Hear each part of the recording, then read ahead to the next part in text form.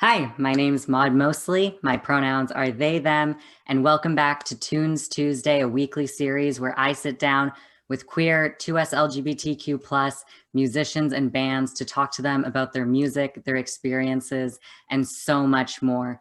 This week, I am here with Australian ska indie punk band Dal Santo. Would you like to introduce yourself? Hey, my name's Sunny. My pronouns are she, her. I play drums in Dal Santo. Amazing. And we're from Melbourne, Australia. I should probably add that in there.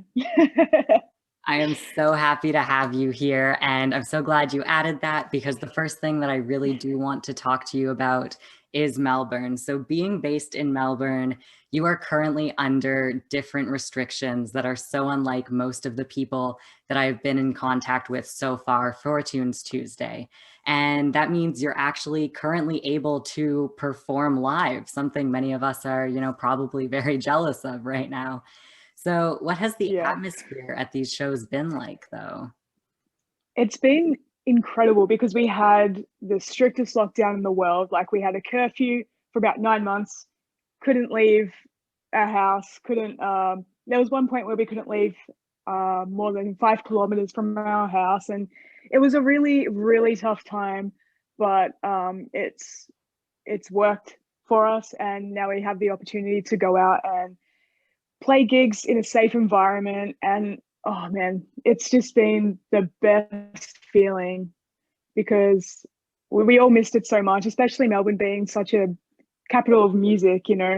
um, and people are just enjoying live music now more than ever, which is pretty cool. It's like a new appreciation for live music. So Yeah, it's really cool. It's like people who never even went to shows are going to shows because they appreciate it now. So it's really cool. yeah. I mean, I'm so excited to hear that, albeit, I'm definitely one of those jealous people, but I do look forward to seeing what you mentioned there, where it's suddenly everyone goes like, wow, did I ever miss that thing? Do I ever want to be part of that again? And really Yeah. putting themselves back out there. I think that's going to be amazing. I'm so glad you're getting to have that experience. Oh, thank you. Thank you. I'm really hoping that it happens for you soon. But it's really cool because like that's also like the vibe with anywhere at the moment is people are just like, well, we could go back into lockdown, so let's just experience this. So it's really fun vibes going out Amazing. at the moment. Yeah. That's so wonderful. And then I also want to talk a bit more about your music. So recently you were part of a compilation album called The Queers Are Here, which showcased queer alternative Australian artists. And a great part of this project was that all proceeds would be going to Black Rainbow, which is an organization that works to prevent suicide among Indigenous LGBTQI people. So, what was your inspiration and motivation for this project?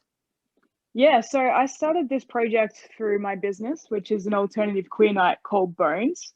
And because we had like all of last year with no events and no gigs, and there was kind of not really anything we could do, I thought it'd be a really cool opportunity to do something with that time that we had and put together a really important project and raise some money and just do something good for the community. So there's amazing queer bands in Australia, and also like solo artists. It's a good mix of like electronic, alternative, like metal, punk. Like it's a good mix of amazing artists who I also thought deserve the recognition. And we've raised over $200 so far for Black Rainbow, which is an important organization that more people should know about. So yeah, it was really fun and it's gone really well, and it was really cool to just do something with that time. Yeah, that's so exciting. Are you still looking for proceeds for this project? Are people still buying it and donating? Yeah, people are still donating, and it's really cool because it's we tried to make it like accessible as possible and have it at a lower price, but people have the option to donate more if they like, and a lot of people have put in a lot of money to it, so we really appreciate it. But yeah, it's still up on Bandcamp, and we're going to try and do it, once or twice a year, and just make it a an ongoing thing because I think it's just so important. Why not? Definitely. And that's fantastic to hear. I will make sure to link it down below for those who are Thank interested you. in checking out the music, but also donating to, an incredible cause that people on the album clearly care deeply about. Thank you so Um, much.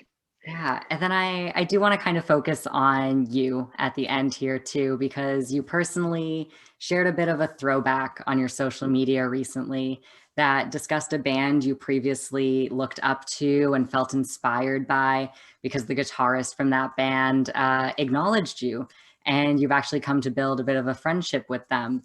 And you talk about how rad this particular instance would be to your younger self.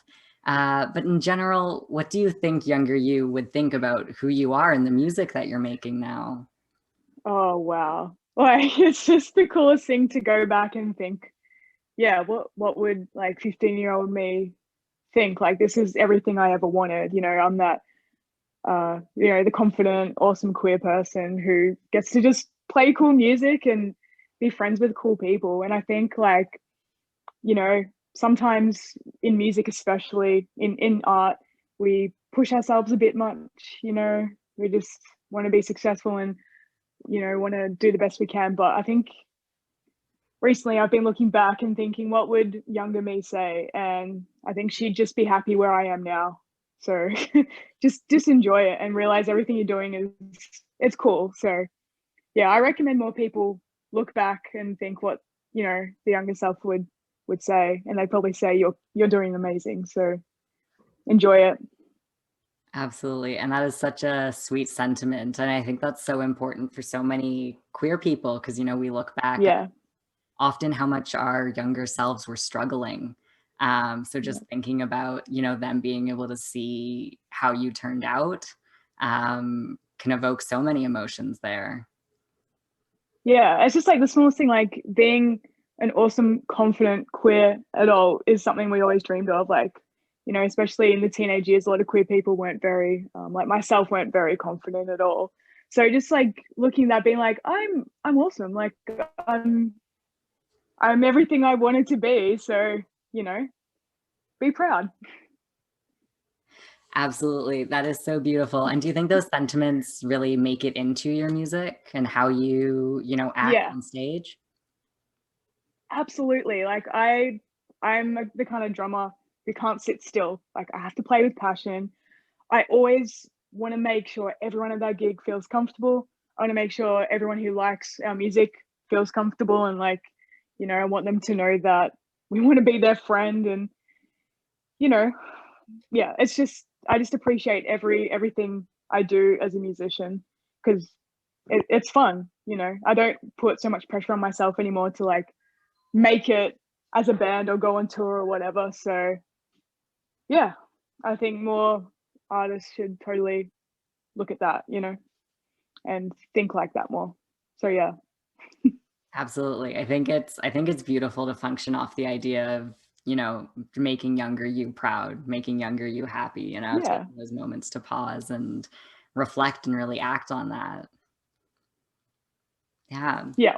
It's probably for me it's helped me enjoy my doing music as the best way and enjoy everything, I guess. Like yeah, it's just a good way to go into every situation. Absolutely. Well, thank you so much for talking to me today. If you want to listen to any of their incredible music or follow them on social media, you can find any of that at the links below this video, and I highly recommend you do so. And just thank you so much for joining me this week, and make sure to stay tuned for next week's Tunes Tuesday as well. And I will be having Dal Santo play us out.